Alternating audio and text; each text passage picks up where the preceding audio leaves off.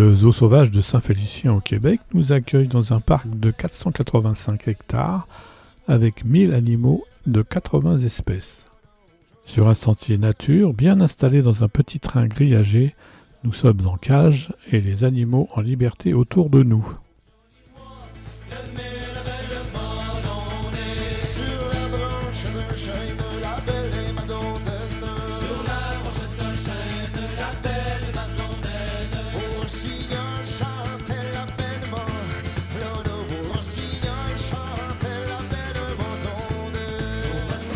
Ce qui compte le plus, ce sont les précieuses lettres qu'il rapporte. Enfin, des nouvelles de la famille. De quoi tromper la solitude. Au chantier, chacun a sa place. Les équipes de bûcherons abattent et ébranchent les arbres. Ils les apportent ensuite près du chemin de halage où les charretiers chargent les billes sur des slés. Les chevaux sont durs à l'ouvrage. Et à l'écurie, on en prend bien soin. Et puis, une chance qu'il y a une forge. Tout le camp profite du travail du forgeron. Grâce à lui, les outils sont toujours bien affûtés et les chevaux bien ferrés, prêts pour le travail.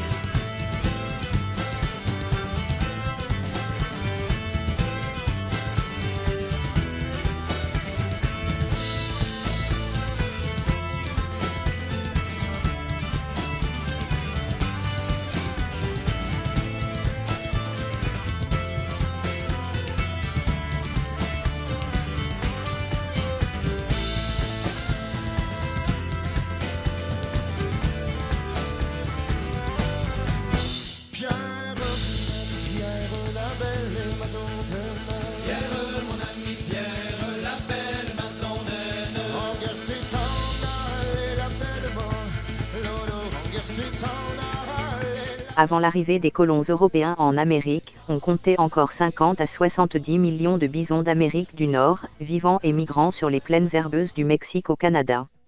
Ces troupeaux ont été pourchassés à la fin du XIXe siècle au point de menacer quasiment la survie de l'espèce, il n'en restait que 325 en 1884.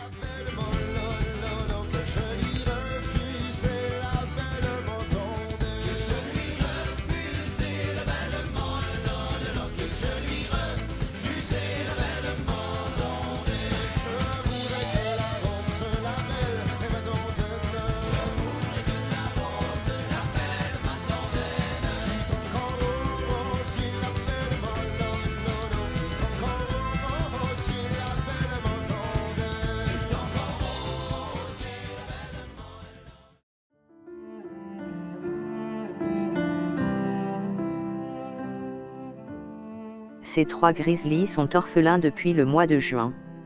Leur mère a été tuée lors d'un accident de la route aux États-Unis. Les oursons avaient d'abord été hébergés dans un centre de réhabilitation américain.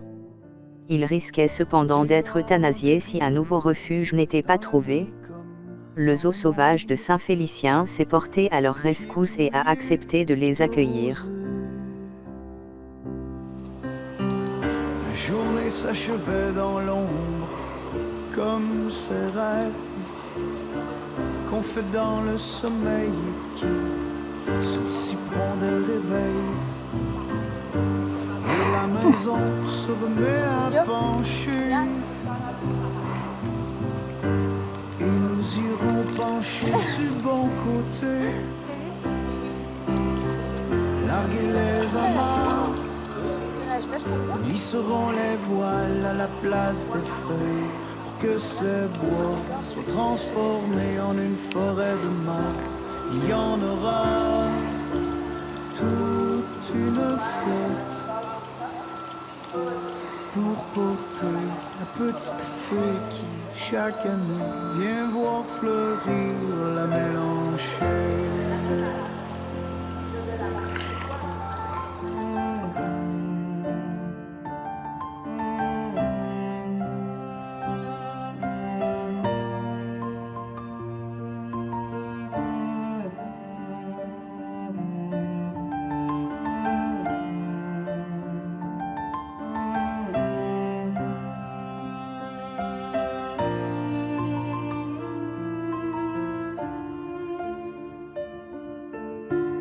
au-delà de la mer de tranquillité.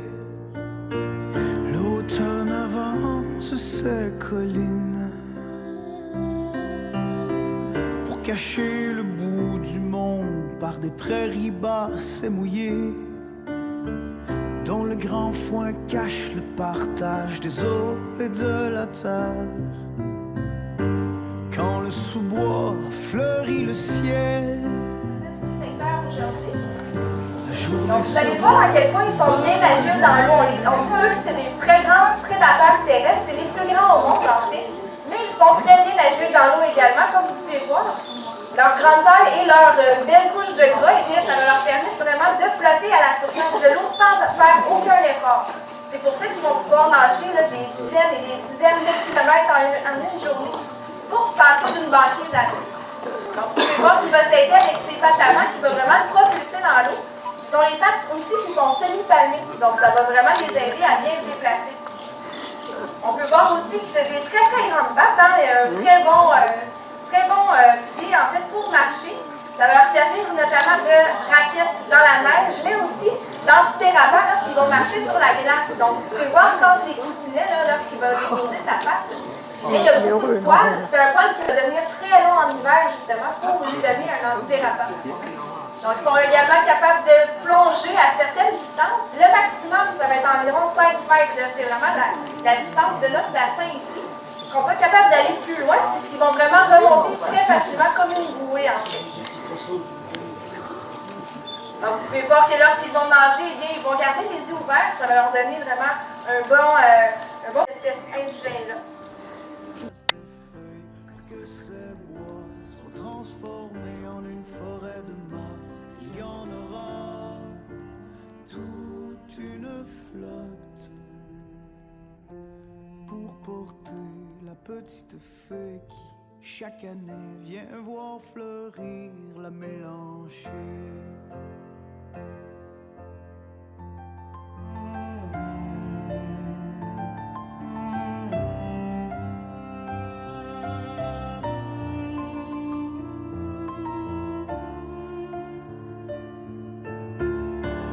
Et de l'enfer, il avait forgé les clés, comme si l'une était faite d'or et l'autre noire et rouillée. Tu te fatigues à deviner ce qu'il y a derrière les portes. Un pelage qui est roux, qui a beaucoup de taches aussi. Le lynx du Canada en a moins, puis il est vraiment plus grisâtre. Mais ça aussi, ça a un c'est gris. Les tons qui sont plus froids peut-être un peu. Ça dépelle cuisse, ça? Comme le pelage du lynx du Canada, alors que les lynx roux, comme ils vivent dans les forêts de feuillus plus au sud, forêts mixtes, dans des milieux où le paysage a des tons un peu plus chauds, sa fourrure va lui permettre aussi de se camoufler plus facilement. Constellation de mon enfance, mes années d'insouciance, et la bécasse tenant le fil de la vie,